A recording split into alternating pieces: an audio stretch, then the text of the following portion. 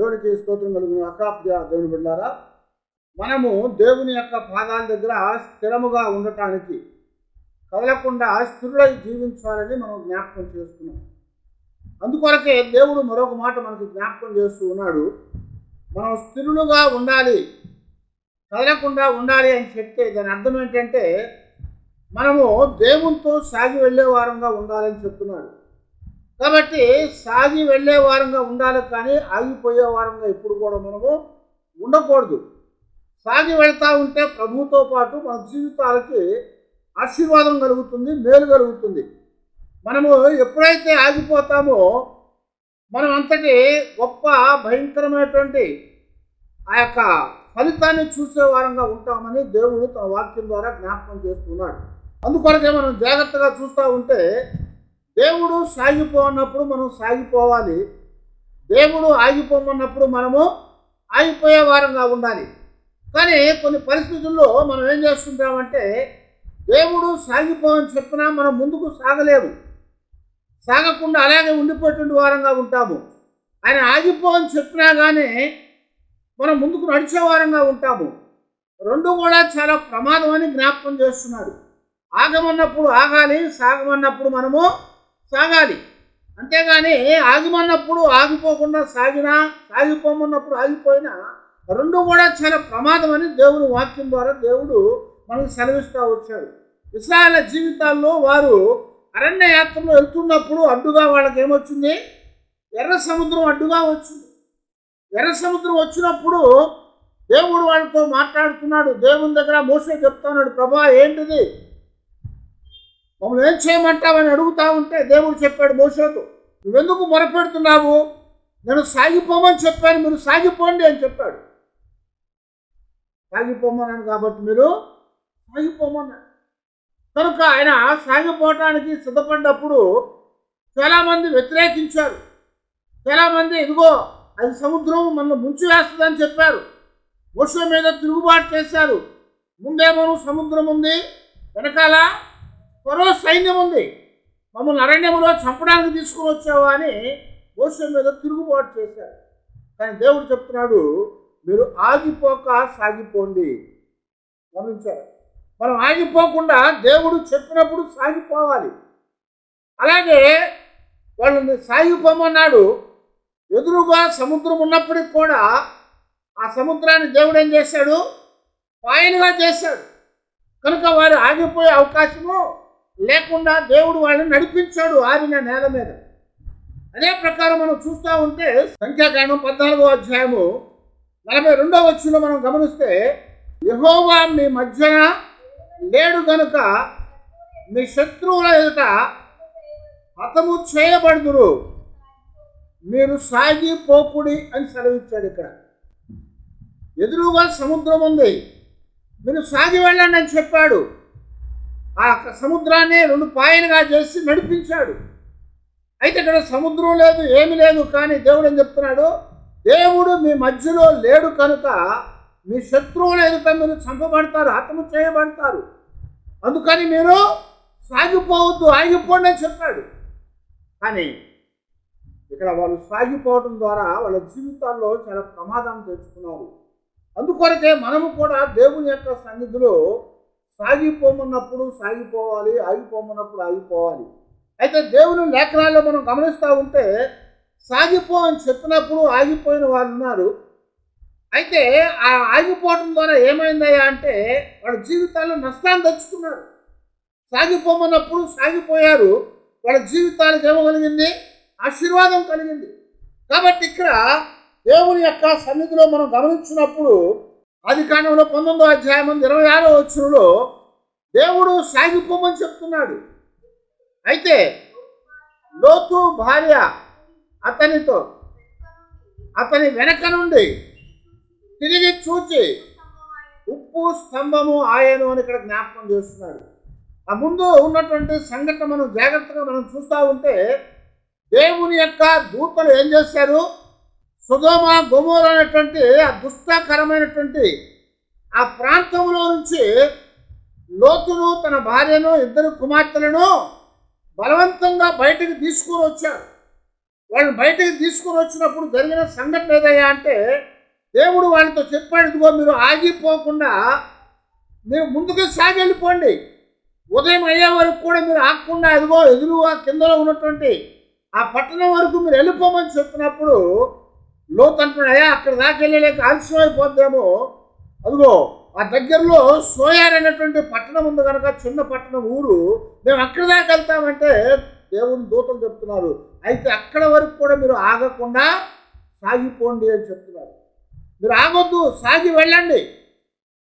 సరే ప్రభు అని చెప్పారు వాళ్ళు.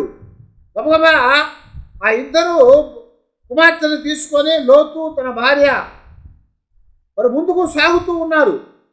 సాగుతూ ఉండగా వెంటనే ఏం చేసింది, కొంత దూరం పోయిన తర్వాత ఆమె సాగిపోకుండా ఆగిపోయి వెనక్కి తిరిగి చూసింది.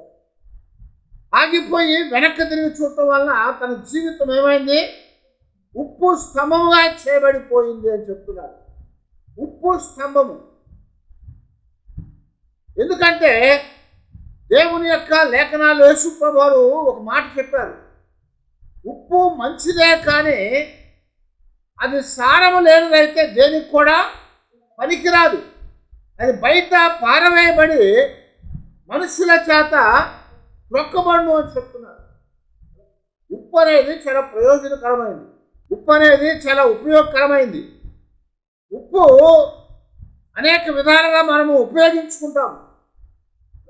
రుచి కొరకు, భద్రత కొరకు, శుభ్రం కొరకు, ఇలాగా ఇంకెన్నో రీతిగా వాడుకుంటాం మనము శారీరక సంబంధమైనటువంటి లోకంలో. అయితే దేవుని సంబంధమైన వాటిలో కూడా ఉప్పుని నైవేద్యాల్లో కలిపి వాడారు. అది ఉప్పును అందులో కలపని దేవుడు చెప్పాడు. అయితే ఇప్పుడు ఈమె ఉప్పు స్తంభం అంటే పనికొచ్చే ఉప్పు కాదు, అది ఏ స్తంభం అయిపోయింది, పనికి రానటువంటి ఉప్పు స్తంభం అయిపోయింది. ఉప్పు అనేది సాధారణంగా నీరు తగలంగా ఏమవుద్ది, గాలి తగలంగా ఏమవుద్ది, అది కరిగిపోద్ది. ఉప్పు అనేది గాలి తగిలినా కానీ నీరు తగిలినా కానీ అది కరిగిపోద్ది, నీళ్ళైపోద్ది. అందులో నీళ్ళు పోసినా తొందరగా నీళ్ళు అయిపోద్ది. నీళ్ళు పోయకుండా బయట పెట్టినా కానీ ఆ గాలి తగలంగానే తేమ తగలంగానే నీరు అయిపోయి కారిపోతుంది అంతా కూడా. కానీ ఇప్పుడు లోతు భార్య ఏమైందయ్యా అంటే ఉప్పు స్తంభముగా మారిపోయింది. ఆ ఉప్పు స్తంభం అనేది అప్పటి నుంచి కూడా ఇప్పటి వరకు అలాగే ఉంది. అప్పటి నుంచి ఇప్పటి వరకు అలాగే ఉంది. ఎందుకనయ్యా అంటే దేవుని మాట వినకపోవటం ద్వారా, దేవుడు సాగి వెళ్ళమని చెప్పినప్పుడు ఆగిపోయిన దానికి ఒక నిదర్శనాన్ని అక్కడ మనకు చూపించడానికి లోకానికి ఆయన అక్కడికి పెట్టాడు దాన్ని. అదే మాటని యేసు ప్రభువు కూడా మనకు జ్ఞాపకం చేశాడు. అదిగో మీరు లోతు భార్యని మీరు జ్ఞాపకం చేసుకోమని చెప్పాడు. దేనికోసం? ఉప్పులాగా అవటానిగా కాదు, దేవుడు చెప్పిన మాటని వినటానికి. దేవుడు సాగిపోమన్నప్పుడు మనము సాగిపోవటానికి. అంతేగాని దేవుడు సాగిపోమని చెప్తుంటే మనం సాగిపోకుండా ఆగిపోతే మన జీవితాల్లో ఎంత నష్టం కలుగుతుందో ఇక్కడ జ్ఞాపకం చేస్తున్నాడు. అందుకొరకే మనం ఎల్లప్పుడూ కూడా దేవుని మాటలు శ్రద్ధగా వినేవారంగా ఉండాలి. దేవుని మాట శ్రద్ధగా వినకపోతే నష్టపోతాము. కనుక మనము ఎల్లప్పుడూ దేవునితో నడుస్తుండాలి. దేవునితో నడుస్తున్నప్పుడు ఆయన మాట వినాలి. అయితే అబ్రహాము యొక్క జీవితంలో మనం గమనించినప్పుడు అబ్రహాము దేవుని మాటను విన్నాడు. అబ్రహాము దేవుని మాటను వినటం ద్వారా ఆశీర్వాదం వచ్చింది, దీవెన వచ్చింది. ఎంతో గొప్ప ఆ యొక్క స్థితిని దేవుడు కలిగించాడు. కానీ లోతు భార్య వినకుండా సాగిపోకుండా ఆగిపోవటం ద్వారా ఉప్పు స్తంభముగా అయిపోయిందని దేవుని యొక్క లేఖనాల్లో మనకి ఇక్కడ జ్ఞాపకం చేస్తున్నాను. కనుక మనము ఆగిపోక సాగి వెళ్ళే వారంగా ఉండాలి ప్రభువు చెప్పినప్పుడు. అంతేగాని చెప్పిన దానికి వ్యతిరేకంగా ఉండే వారంగా ఉండకూడదని దేవుడు హెచ్చరిస్తూ ఉన్నాడు. లోతు భార్యని జ్ఞాపకం చేసుకోమని యేసు ప్రభువు చెప్పారు. లోతు భార్యని ఎందుకు జ్ఞాపకం చేసుకున్నామంటే మాట వినేవాళ్ళంగా ఉండాలి అని చెప్తారు. మాటను ఖాతరు చేయకుండా ఉంటారు. మాటను వినకుండా లెక్క చేయకుండా ఉన్నప్పుడు నష్టాన్ని పొందుతారు అని దేవుడు ఆమెను జ్ఞాపకం చేసుకోండి. ఎప్పుడు దేవుడు చెప్పినా సరే ఆ మాట మనం వినమన్నప్పుడు వినాలి, వద్దన్నప్పుడు ఊరుకోవాలి. మరొకటి మనం గమనించినట్లయితే న్యాయాధిపతుల గ్రంథంలో 16వ అధ్యాయం 21వ వచనంలో ఇక్కడ మరొక వ్యక్తిని మనం గమనిస్తూ ఉన్నాం. అతని జీవితంలో కూడా ఆగిపోవద్దని చెప్పినప్పుడు సాగిపోమన్నప్పుడు సాగిపోకుండా ఆగిపోయాడు. చూడండి, న్యాయాధిపతులు 16వ అధ్యాయం 21వ వచనం. అప్పుడు ఫిలిష్తీయులు అతన్ని పట్టుకొని అతని కన్నులను ఊడతీసి గాజాకు అతన్ని తీసుకొని వచ్చి ఇత్తడి సంఖ్యల చేత అతన్ని బంధించిరి. అతడు బందీ గృహములో తిరగని విసురువాడు ఆయను అని ఇక్కడ జ్ఞాపకం చేస్తున్నాడు. గమనించండి, దేవుడు సంసోన్ని ఎందుకు పుట్టించాడయ్యా అంటే ఒక వరప్రసాదంగా పుట్టించాడు. సంసోను ద్వారా దేవుడు గొప్ప కార్యాన్ని చేయటానికి ఆయన్ని పుట్టించాడు. అతని ద్వారా ఇశ్రాయేలుకి విమోచన కలిగించాలని, అతని ద్వారా ఇశ్రాయేలు యొక్క జీవితాల్లో విడుదల క్షేమాన్ని ఇవ్వాలని, అతని ద్వారా మరి గొప్ప అద్భుతాన్ని చేయాలని దేవుడు అతన్ని పుట్టించాడు. కానీ సంసోను యొక్క జీవితాన్ని మనం చూసినప్పుడు అతడు యొక్క జీవితం ఎలాగుందయా ఇప్పుడు అంటే దేవుడు అతన్ని ఎడబాసేశాడు. ఫిలిష్తీయులు అతన్ని పట్టుకొని అతని కన్నులు ఊడబెరికి గాజాకు తీసుకొని వెళ్ళి ఆ యొక్క దాగోను దేవత గుడిలో మరి 2 స్తంభాలకి మధ్యలో ఆయన కట్టివేశారు సంఖ్యలతో. ఎంతటి భయంకరమైన పరిస్థితి అంటే దేవుడు చెప్పింది చేయకుండా సంసోను ఉండటం ద్వారా ఆ పరిస్థితి అతనికి ఎదురుపడింది. దేవుడు చెప్పాడు ఏమనంటే, ఇదిగో నువ్వు నాజీరు చేయబడ్డావు. నాజీర్ అంటే అర్థం ఏంటి? ప్రత్యేకించబడటం. దేవుడు సంసోన్ని ప్రత్యేకించాడు కనుక అతనికి కొన్ని సూచనలు ఇచ్చాడు. ఆ సూచనలు ఏంటంటే అంటే ద్రాక్షారసాన్ని ముట్టకూడదని చెప్పాడు. ఆ తర్వాత తల మీద మంగళి కత్తిని పెట్టి ఆ వెంట్రుకలు తీసివేయకూడదని చెప్పాడు. ఆ తర్వాత చచ్చిన దానిని ముట్టకూడదని చెప్పాడు. నాజీరు చేయబడ్డ వ్యక్తి ఈ 3 విషయాలు చేయాలి. కానీ సంసోను యొక్క జీవితంలో మనం గమనిస్తూ ఉన్నట్లయితే ఆయన దేవుడు చెప్పింది చేయకుండా వద్దన చేశాడు. ఇక్కడ గమనించాడు, వద్దన్నది చేశాడు. ఏం చేశాడు? ఆయన ద్రాక్షారసాన్ని కలుసుకున్నాడు. ఆయన చనిపోయిన దానిని ముట్టాడు. ఆయన వెళ్తూ ఉంటే ఒక సింహం అడ్డుగా వచ్చింది. దాన్ని ఏం చేశాడు? ఒక్క గుద్దుతో గుద్ది చీల్చి ఆడ పడేసాడు, పక్కన వెళ్ళిపోయాడు. ఆ సింహాన్ని చంపేశాడు, చీల్చాడు, బాగానే ఉంది. కానీ వెళ్ళిపోయిన తర్వాత మళ్ళా వచ్చినప్పుడు ఏమైందంటే ఆ చచ్చిపోయినటువంటి సింహం లోపల ఎండిపోయినాక తేనె పట్టు పట్టింది. అక్కడ అందులో తేనె గూడు పెట్టింది, తేనె వచ్చింది. ఆ వచ్చేటప్పుడు మళ్ళొకసారి ఏమైంది, అక్కడికి రాగానే దాన్ని చూసి వెళ్ళి ఆ తేనె పట్టులోంచి తేనె తీసుకున్నాడు. అది చచ్చినటువంటి కళేబరం, దానిని ముట్టకూడదు. కానీ ఇప్పుడు వెళ్ళి ఏం చేశాడు? దాన్ని ముట్టుకున్నాడు. దానిలో చెయ్యి పెట్టి ఆ యొక్క తేనె పట్టును బయటకు తీసి తేనె తీసుకున్నాడు. ఆ తర్వాత దలీలా దగ్గరకు వెళ్ళినప్పుడు ఏం చేయబడింది? తలంతా కూడా క్షౌరము చేయబడిపోయింది. తలంతా కూడా వెంట్రుకలు కొరికివేయబడ్డాయి, పూర్తిగా తీసివేయబడ్డాయి. దేవుడు చెప్పింది చేయకుండా వద్దన్నదే చేశాడు ఇక్కడ. అందువల్ల తన యొక్క జీవితం ఏమైందయ్యా అంటే అతను సాగిపోవలసిన వాడు ఆగిపోయాడు. అక్కడ గొప్ప కార్యాలు చేయవలసిన వాడు ఆగిపోయాడు. ఎందుకనంటే దేవుని మాట సరిగా వినకపోవటం ద్వారా. నువ్వు సాగిపో అంటే సాగిపోకుండా ఆగిపోయాడు ఇక్కడ. చేయవద్దన్న వాదాన్ని చేశాడు. అందువలన సంసోను యొక్క జీవితం ఏమైపోయిందా అంటే పట్టబడ్డాడు బందీగా, బలాఢ్యుడైన వాడు, పచ్చి గాడిద దవడ ఎముకతో 1000 మందిని చంపినవాడు. ఇప్పుడు పట్టబడి సంకెళ్ళ చేత కట్టబడి కన్నులు పెరకబడిపోయి అంధుడుగా చేయబడ్డాడు. చివరకు తీసుకెళ్ళి ఏం చేశారు? బానిసగా తిరగలి విసిరించడానికి ఆ తిరగల ముందు పెట్టి ఆ తిరగలు విసిరించారు. కనుక ఇప్పుడు తన పరిస్థితి ఏమైందయ్యా అంటే ఆగిపోకుండా సాగిపో అని దేవుడు చెప్తే ఆయన సాగిపోకుండా ఆగిపోయాడు. ఇక్కడికి వచ్చి చచ్చినటువంటి సింహపు గూడు దగ్గర ఆగిపోయాడు. తెలియగా దగ్గరకు వచ్చి ఆగిపోయాడు. మరి అలాగా తన జీవితంలో ఎంత నష్టపోయాడయ్యా అంటే చివరికి ప్రాణం పోగొట్టుకున్నటువంటి పరిస్థితి వచ్చేసింది.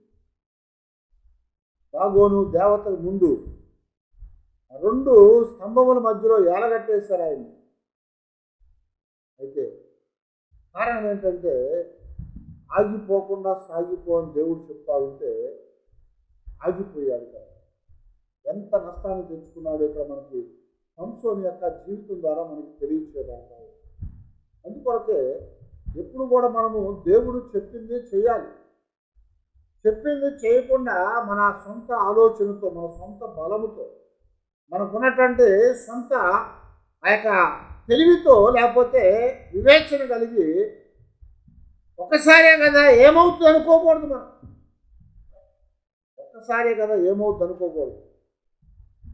దేవుడు చెప్పినప్పుడు అది ఒక్కసారే తన ప్రమాదాన్ని తీసుకుని వచ్చేది కాదు.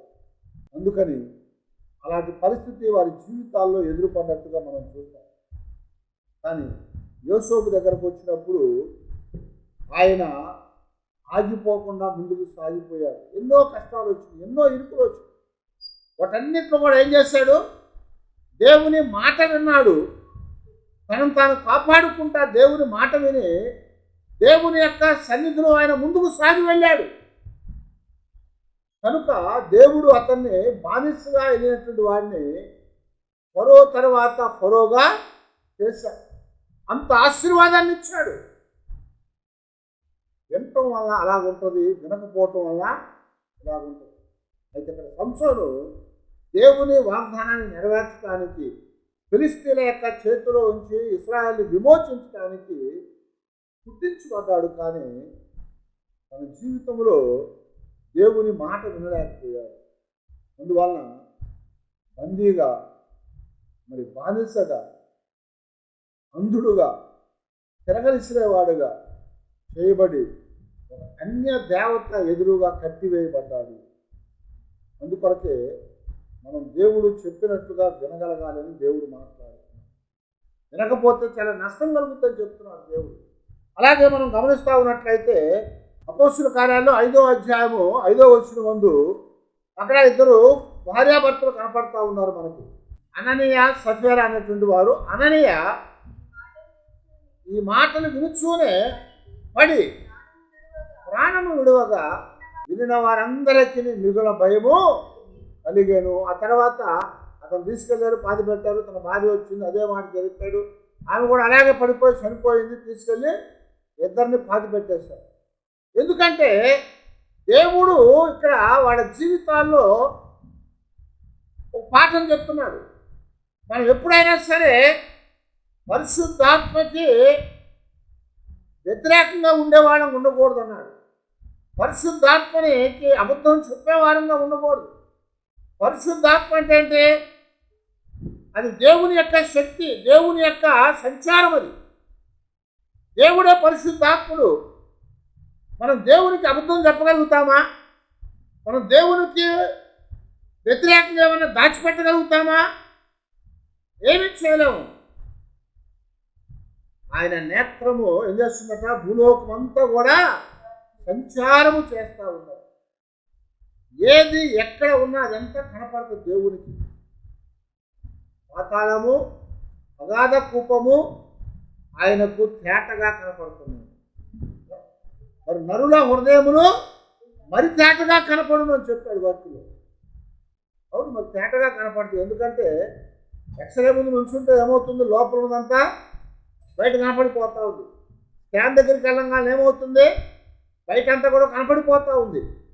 మరి ఇప్పుడు మనుషులకు ఉన్న జ్ఞానంతో లోపల చూడగలుగుతూ ఉంటే మనుషుల్ని సమస్తాన్ని సృజించినటువంటి దేవుడు మన లోపల చూడలేడా అని అడుగుతున్నారు.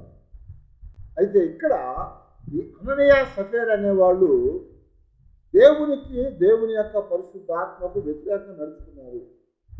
ఏంటి అంటే ఆ దినాల్లో శ్రమ కలుగుతూ ఉంది, కష్టం వస్తూ ఉంది. కాబట్టి కొందరు లేని వాళ్ళు ఉన్నారు, పేదలు ఉన్నారు, దిక్కులేని వాళ్ళు, పరదేశులు ఉన్నారు. కనుక వాళ్ళ యొక్క ఆకలి తీర్చడానికి, వాళ్ళ అక్కని తీర్చడానికి కొందరు ఉన్నటువంటి వారు ఉన్నట్లుగా తెచ్చి అక్కడ పెడతా ఉంటే అపోస్తులు ఏం చేశారంట, ప్రతి వారిని అక్కడ కొలది పంచి పెడతా వచ్చారు. అక్కడ ఒక కుప్రాలో పుట్టినటువంటి లేవీడైనటువంటి యోసేపు అనేటువంటి ఒకడు ఉన్నాడు. అతనికి అపోస్తులు ఏమని పేరు పెట్టారని చెప్తున్నాడు, హెచ్చరిక పుత్రుడు అంటే బర్నబా అని పేరు పెట్టారు. బర్నబా అని పేరు పెట్టారని దాని అర్థం హెచ్చరిక పుత్రుడు అని. అతను ఏం చేశాడంట, భూమి గలవాడై ఉండి దానిని అమ్మి దాని వెల తెచ్చి అపోస్తుల పాదముల దగ్గర పెట్టాడు అని చెప్తున్నాడు. ఆయనకి ఇష్టమైంది తీసుకొచ్చి పెట్టేశాడు. కానీ అది చూసినాక ఇప్పుడు 5వ అధ్యాయంలో మొదటి వచ్చిన మనం చూస్తూ ఉంటే అననీయ అని ఒక మనుషుడు తన భార్య అయిన సఫీరాతో ఏకమై పొలం అమ్మాడు. భార్య ఎరుకయ్యే దాని వెలలో కొంత దాచుకొని కొంత తెచ్చి అపోస్తుల పాదం వద్ద పెట్టాను. అప్పుడు పేతురు, అననీయ, నీ భూమి వెలలో కొంత దాచుకొని పరిశుద్ధాత్మను మోసపుచ్చుటకు సాతాను ఎందుకు నీ హృదయమును ప్రేరేపించను? అది నీ వద్ద ఉన్నప్పుడు నీదే కదా, అమ్మిన పిడప అది నీ వశమై ఉండలేదా? ఎందుకు సంగతి నీ హృదయంలో ఉద్దేశించుకొని ఉన్నావు? నీవు మనుషులతో కాదు దేవునితోనే అబద్ధమాడుతావని వానితో చెప్పాను అంటున్నారు. ఏం చేస్తారంటే ఇక్కడ వీళ్ళు దేవునితో అబద్ధం ఆడారు. ఆ యొక్క యోసేపు లేకపోతే బర్నబాను చూసి చాలామంది ప్రేరేపించబడ్డారు. వాళ్ళకి కలిగింది తెచ్చి అపోస్తుల పాదాల దగ్గర పెడతా ఉన్నారు. వాళ్ళకి కలిగినది తెచ్చి అపోస్తుల పాదాల దగ్గర పెడుతున్నారు. ఎవరు తెమ్మని చెప్పలేదు, వాళ్ళకి తోచింది తెచ్చాడు పెడుతున్నారు. ఎక్కువ ఇచ్చిన వాళ్ళు, తక్కువ ఇచ్చిన వాళ్ళు చాలామంది ఉన్నారు. మొత్తం అమ్మి తెచ్చిన వాళ్ళు చాలామంది ఉన్నారు. అయితే ఇక్కడ అననీయ సఫీరా అనే ఇద్దరు భార్యాభర్తలు ఏం చేస్తారంటే వాళ్ళ భూమిని, పొలాన్ని అమ్మేశారు. వాళ్ళ భూమిని అమ్మేసిన తర్వాత ఏం చేస్తారంటే పొలం అమ్మినాక ఇద్దరు కలిసి కొంత దాచిపెట్టేసుకున్నారు. కొంత దాచిపెట్టేసి కొంత తీసుకొని వచ్చి అపోస్తుల పాదాల దగ్గర పెట్టారు. వాళ్ళు పెట్టేటప్పుడు ఏం చెప్పాలి, అయ్యా ఇదిగో మేము పొలం అమ్మాము, అందులో మాకు తోచినంత తెచ్చి మేము ఇక్కడ పెడుతున్నామని చెప్పాలి. అంతేగాని ఈ భూమిని అమ్మినట్టుగా, ఇంతకే అమ్మినట్లుగా వాళ్ళు అనుకున్నారు. వాళ్ళు చూసారా, మనం తెచ్చుకున్న డబ్బులు వాళ్ళకేం తెలుసు? వాళ్ళు ఎక్కడెక్కడ ఉన్నారు? సమాజ మందిరంలో, అక్కడ దేవాలయం దగ్గర ఉన్నారు, సమాజ మందిరంలో ఉన్నారు. అయితే వీళ్ళు ఎక్కడ ఉన్నారు? పొలం అమ్మి తెచ్చి ఇంట్లో ఉన్నారు. ఆ ఇంట్లో ఉన్నవాళ్ళు సంచి బయటికి లోపల తెచ్చారు ఇంట్లోకి. అందులో సగం తీసారు, దాచిపెట్టారు, సగం సంచిలో ఉంచారు. నువ్వు పదా, నువ్వు ముందు నేను వెనకాల వస్తాను అనుకుంది, పూర్తా ఉంటాను అనుకో. ఈ లోపల ఆయన సగం తీసుకొని వచ్చేసాడు. వచ్చేటప్పటికి దేవుడు చెప్తా ఉన్నాడు, అదిగో అననీయ సఫీరా ఏం చేస్తాడో వాళ్ళకి ఎరుగుబాటు చేశాడు. వాళ్ళు అననీయ రాగానే ఏమైంది, ఇంతకే అమ్మావా అని అడుగుతున్నాడు. బహుశా అననీయ అని చెప్పుకుంటాడు కదా, అవునండి ఇంతకే అమ్మేశాడు, మొత్తం తెచ్చేశాడు, బర్నబా లాగా ఉంటాడు. అందుకు పేతురు ఏమంటున్నాడు అంటే, మాకు వివరణ మొత్తంగా రాయబడలేదు. ఇద్దరి సంభాషణ వాళ్ళు జరిగినట్టుగా మనకు రాయబడలేదు, మనకి వివరణ ఇవ్వబడతా ఉంది. అందుకేమన్నాడు, అందుకు పేతురు, అననయ్య నీ భూమి వెల కొంత దాచుకొని పరిశుద్ధాత్మను మోసపుచ్చుటకు సాతాను ఎందుకు నీ హృదయమును ప్రేరేపించునని చెప్తున్నాడు. అంటే దాని అర్థం ఏంటి? ఎంతగా అమ్మాను ప్రభా అని చెప్పుకుంటాడు. ఎంతగా అమ్మాను అయ్యా పేతురు గారని చెప్పుకుంటాడు. పేతురు వచ్చి చూశాడు అనుకున్నాడు, ఎంతగా చేస్తానని చెప్పాడు. అందుకు పేతురు అంటున్నాడు, ఆ మాట చెప్పకపోతే పేతురు ఆ మాట అనేవాడు కదా, ఎంతగా అమ్మేవా అని అడిగేవాడు కదా. అందుకేమన్నాడు, ఎందుకు వెలలో కొంత దాచుకొని పరిశుద్ధాత్మకు వ్యతిరేకంగా నువ్వు అబద్ధము ఆడుతున్నావు, పరిశుద్ధాత్మను నువ్వు మోసపుచ్చుతున్నావు అని చెప్పగానే, లేదు ఎంతగానండి అని చెప్పుకుంటాడు మళ్ళీ రెండోసారి గట్టిగా. వెంటనే ఏమైంది, ఆయన నేల మీద పడి చచ్చిపోయాడు. అమ్మినప్పుడు నీదే, నీ దగ్గర ఉన్నప్పుడు నీదే, నువ్వు తేవాలనుకుంటే ఎంతైనా తేవచ్చు, తెచ్చింది నువ్వు చెప్పాలి, అంతేగాని ఇంతకే అమ్మానని చెప్పుకుంటాడు బహుశా. అందువలన దేవునికి వ్యతిరేకంగా అబద్ధం ఆడాడు, దేవునికి ఇచ్చేటప్పుడు అబద్ధం ఆడాడు. అందువలన ఏమైంది, వెంటనే కింద పడి చనిపోయాడు. అక్కడున్న యవనస్తులు బయట ఉన్న వాళ్ళు తీసుకొని బాధపెట్టి వచ్చారు. ఈ లోపల పాపం సఫీరా గారు ఏం చేసింది, ఆమె కూడా వచ్చి బహుశా మా ఆయన్ని నించోబెట్టి పొగుతూ ఉన్నారేమో అనుకుంది. వచ్చేటప్పటికి ఏమైనా ఆయన కనపడతలేదు. పేతురు దగ్గరికి రాగానే పేతురు కూడా ఏమన్నాడు, 7వ వచనంలో 3 గంటల సేపటికి వారి భార్య జరిగినది ఎరుగక లోపలికి వచ్చినప్పుడు పేతురు, మీరు ఆ భూమిని ఇంతకే అమ్మితురా, నాతో చెప్పమని ఆమెను అడిగాను. అందుకు ఆమె, అవును ఇంతకే అమ్మితమని చెప్పాను. గమనించారా? అననీయ అని అడిగింది అదే ప్రశ్న. అదే ప్రశ్న మళ్ళీ ఇక్కడ సఫీరాని అడుగుతున్నారు. ఆ సఫీరా కూడా ఏం చెప్తుంది, ఇంతకే అమ్మామంటే కాదు అయ్యా, మేము కొంత ఉంచుకున్నాం మా కోసం అని చెప్పాలని. కానీ ఇప్పుడు ఏమవుతుంది, అబద్ధం ఆడుతుంది. దేవుడు చెప్పింది చేయకుండా చెప్పండి చేస్తా ఉంది. ఇక్కడ మీరెందుకు ఏకీభవించి దేవునికి మరి వ్యతిరేకంగా మాట్లాడుతున్నారని చెప్పినప్పుడు వెంటనే ఆమె కూడా కింద పడిపోయింది, చచ్చిపోయింది. ఎందుకంటే దేవుని సాగిపోమన్నప్పుడు సాగిపోవాలి, ఆగిపోమన్నప్పుడు ఆగిపోవాలి. దేవుడు ఇవ్వమని చెప్పినప్పుడు ఇవ్వాలి, వద్దనుకున్నప్పుడు మానుకోవాలి. వాళ్ళకి ఎవరికి బలవంతం చేయలేదు. అందుకని పైన చెప్పాడు, ఎవరికి తోచినట్లుగా పైన 34వ వచనం మనం చదువుతూ ఉంటే, భూములైనను ఇండ్లైనను కలిగిన వారు అందరూ వాటిని అమ్మిన వాటి వెల తెచ్చి అపోస్తలుల పాదం వద్ద పెట్టుచూ ఉండేది. వారు ప్రతి వానికి వాని అక్కరల కొలది పంచిపెట్టింది కనుక వారిలో ఎవరికి కొదవ లేకపోయేను అని చెప్పారు. వాళ్ళు తెచ్చి పెడుతున్నారు, వాళ్ళు అమ్మిందంతా తెచ్చి పెడుతున్నారు. అక్కడ వీళ్ళేం చేశారు, కొంత భూమి అమ్ముకొని తెచ్చి మొత్తం పెడితే పోయేది. కానీ అలా చేయకుండా దేవునికి అబద్ధం ఆడారు కనుక ఏమైందంట, శ్రమ కలిగినప్పుడు దేవుని మాట మనం వినాలి.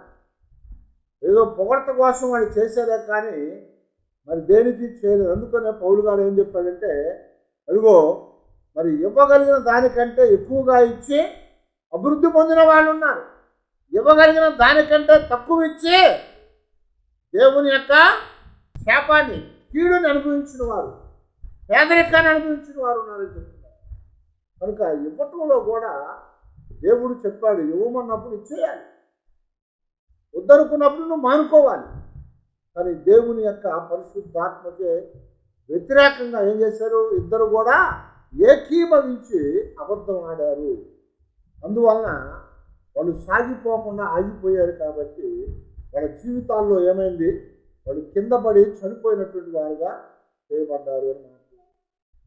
అయితే యోబు యొక్క జీవితాన్ని చూసినప్పుడు యోబు జీవితంలో ఆస్తులు పోయినాయి, పిల్లలు పోయారు, ఆరోగ్యం పాడైపోయింది, శరీరం అంతా కూడా కురుపులతో నిండిపోయింది. అప్పుడు స్నేహితులు వచ్చి నువ్వు తప్పు చేసేవరా అని చెప్తున్నారు. భార్య వచ్చి అంటుంది కదా, ఇంకెందుకైనా నీకు దేవుడు ఒక ఒకసారి ఆ దేవుడిని తిట్టి నువ్వు చచ్చిపోరా దాచి అని చెప్పేసి వెళ్ళిపోయింది.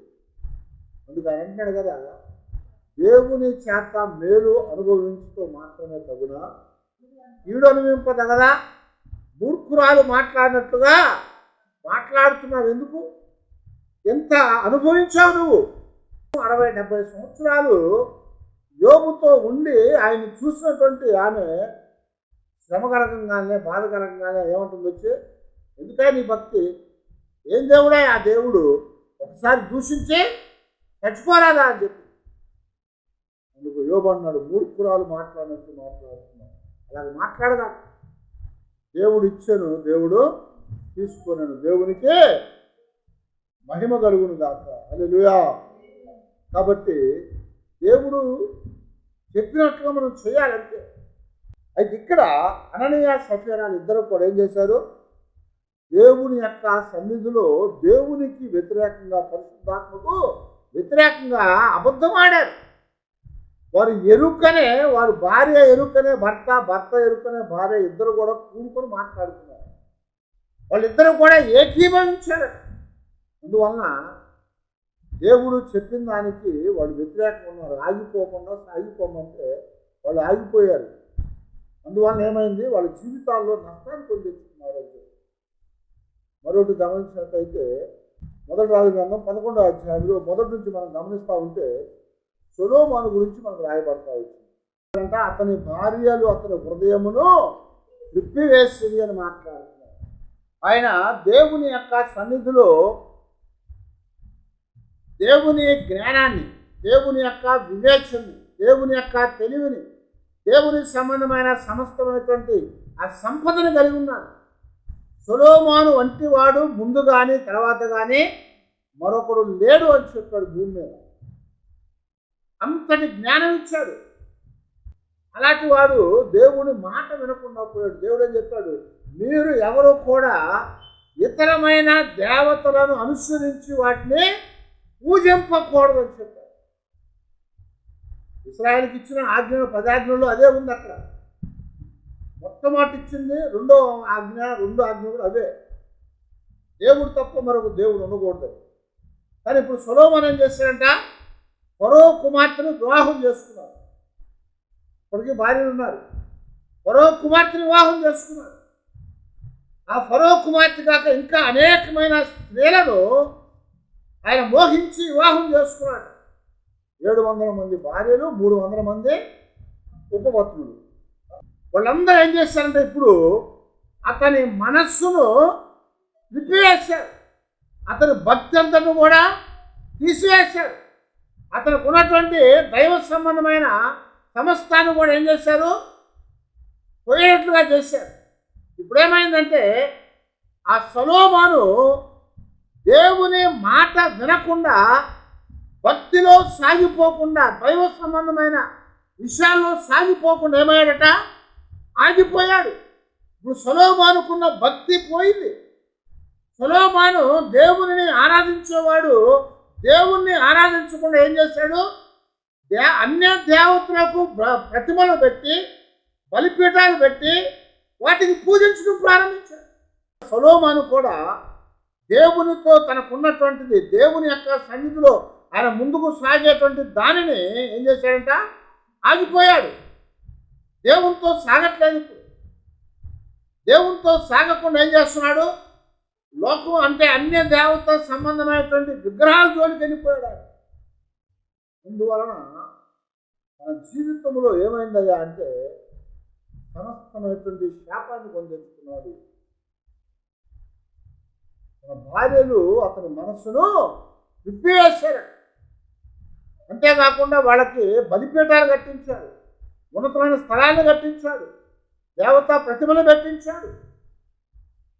వాళ్ళు చేసుకున్నాడు, ఊరుకోకుండా ఈయన కూడా వెళ్ళి వాళ్ళతో కలిసిపోయాడు. అందువలన వాళ్ళ భక్తి పోయింది. కాబట్టి తన జీవితంలో ఏమయ్యాడంటే ఆయన కూడా శాపాన్ని పొందించుకున్నాడు. అయితే దానియేలు, షడ్రకు, మెషకు, అబేద్నెగో అనేవారు ఉన్నారు. వాళ్ళు బానిస దేశంలో ఉన్నారు, బానిసలుగా ఉన్నారు. వాళ్ళు ఇంతకంటే ఎక్కువైన కష్టంలో ఉన్నారు. అయితే అక్కడ ఉన్నటువంటి వారు ఏం చేశారట? ప్రతిమకు, రాజు పెట్టిన ప్రతిమకు మొక్కలేదు, రాజు ఇచ్చిన దాన్ని తీసుకోలేదు, దేవునికి కట్టుబడి ఉన్నారు. అందువలన వాళ్ళ జీవితాలు ఏమైనా ఉన్నతమైన స్థితిలోకి తీసుకొని పోవాలి. ఆగిపోకుండా సాగిపోయేవారని మనం ఉండాలి. కనుక దేవుని యొక్క సన్నిధిలో లోతు భార్య రక్షించబడినా కూడా ఏం చేసింది? ఆగిపోకుండా సాగెళ్ళమ్మా అంటే ఆగిపోయి వెనక్కి చూసి ఉప్పు స్తంభం అయిపోయింది. ఆ తర్వాత సంసోను ఇశ్రాయేలుని విమోచించడానికి ఫిలిష్తీయుల చేతిలో ఉంచి దేవుడు పుట్టిస్తే ఆయన ఏం చేశాడు? చెయ్యొద్దన్న పనులు చేసి చివరికి ఫిలిష్తీయులకి అప్పగించబడిన వాడే చెరసాల్లో సంఖ్యలు వేసి గుండు చేసి కళ్ళు పీకేసి తిరగలిసించారు. చచ్చిపోయారు. అననీయ సఫీరాలు వాళ్ళు అమ్ముకున్నది వాళ్ళు తెచ్చి ఇవ్వాలి, లేదా ఇంట్లో పెట్టుకోవాలి. కొంత తెచ్చి ఏం చెప్పారు? ఇంతకే అమ్మామన్నారు. వారు ఏకీభవించి, ఎందుకు మీరు ఏకీభవించారు భార్యాభర్తలు అని అడుగుతున్నాడు పేతురు. ఇంతకే అమ్మారంటే ఇంతకే అమ్మామయ్యా అని చెప్తున్నారు. అందువలన వాళ్ళ జీవితాల్లో వాళ్ళు ఏమయ్యారు? చనిపోయారు. సొలొమోను కూడా దేవుడు గొప్ప భాగ్యం ఇచ్చాడు. నా ప్రజల్ని ఏలటానికి కావలసిన దైవ సంబంధమైన జ్ఞాన వివేచనలు అడిగావు కనుక వాటితో పాటు సర్వ సంపదలు ఇచ్చారన్నాడు. సొలొమోను తన జీవితంలో భక్తిని పోగొట్టుకొని దేవుణ్ణి విడిచిపెట్టి చివరికి అన్ని దేవతల వైపు వెళ్ళినప్పుడు తన రాజ్యాన్ని, తన యొక్క జీవితాన్ని, సమస్తాన్ని కూడా పోగొట్టుకున్న వాడే దేవుని యొక్క శాపాన్ని గురి తెచ్చుకున్నాడు. అందుకొరకే దేవుడు చెప్తున్నాడు, మనము మన జీవితాల్లో ఆగిపోయే వారంగా ఉండకుండా ఆగిపోవాలి. అందుకని పౌలు గారు మాట్లాడుతూ 2 తిమోతి పత్రిక 4వ అధ్యాయం 7వ వచనం ఏమంటున్నాడు? మంచి పోరాటము పోరాడుతుంది, నా పరుగును కడముట్టించుకుని, ఇదిగో నా కొరకు దేవుడు నీతి కిరీటాన్ని దాచి ఉంచాడు. అది నాకు మాత్రమే కాదు, కానీ నాతో పాటు ఎవరైతే విశ్వాసాన్ని కాపాడుకుంటారో, మంచి పోరాటాన్ని పోరాడతారో, కడమట్టుకు వారిని వారు కాపాడుకొని దేవునితో నడవగలుగుతారు, వారందరికీ కూడా ఆయన రాకడలో ఆయన వచ్చినప్పుడు ఆ కిరీటాన్ని దేవుడు ఇస్తాడు అని చెప్తారు. కనుక దేవుడు చెప్పినట్టుగా మన జీవితాల్లో మనము ఆగిపోకుండా ముందుకు సాగిపోవాలి. ఆగిపోయామా చాలా ఇబ్బంది పడతాం, ఆగిపోయామా నష్టాన్ని చూస్తాం. దేవుడు ఆగకుండా ఆగకూడదు, దేవుడు సాగమన్నప్పుడు సాగకుండా నిలిచిపోకూడదు. కనుక ఇశ్రాయేలుతో ముందు చెప్పాడు, మీరు సాగిపోండి అన్నాడు. ఏది అడ్డం వచ్చినా ఆయన సాగిపోమన్నప్పుడు సమస్తం కూడా అడ్డులు తీసివేయబడ్డాయి. ఎర్ర సముద్రం ఏమైంది? పాయలు చేయబడింది. ఎరుకో ఏమైంది? కూల్చివేయబడింది. యోర్దాను ఏమైంది? ఏకరాశిగా నిలబడిపోయింది. దేవుడు సాగిపోమంటే మనం వెళ్తా ఉంటే ఏది మనకు అడ్డు రాదు. ఆయన సాగిపోయినప్పుడు సాగిపోకుండా ఆగిపోయామంటే లోతు భార్యలాగా, సంసోనులాగా, అననీయ సఫీరాలాగా, సొలొమోనులాగా సమస్తాన్ని పోగొట్టుకొని దౌర్భాగ్యం అవుతాము. అందుకనే పౌలు చెప్పాడు, మన విశ్వాసాన్ని కాపాడుకోవాలి, మన పరుగుని కడముట్టించాలి, చివరిదాకా వెళ్ళాలి. ఆ తర్వాత మన జీవితాల్లో దేవుడు మనకిచ్చే బహుమానాన్ని మనము పొందాలి.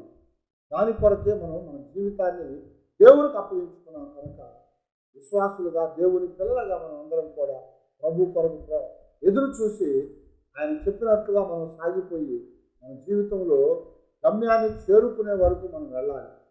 అక్కడ దాకా వెళ్ళినట్లయితే దేవుని యొక్క గొప్ప ఆశీర్వాదాన్ని మనం పొందగలుగుతాం, దేవుని యొక్క దీవెని మనం పొందగలుగుతాం. దీవెని కొరకు అందరం కూడా తరలి వచ్చి మన జీవితాలకి సహాయం చేయ ప్రభు అని దేవుని దగ్గర ప్రార్థన చేసుకున్నాం.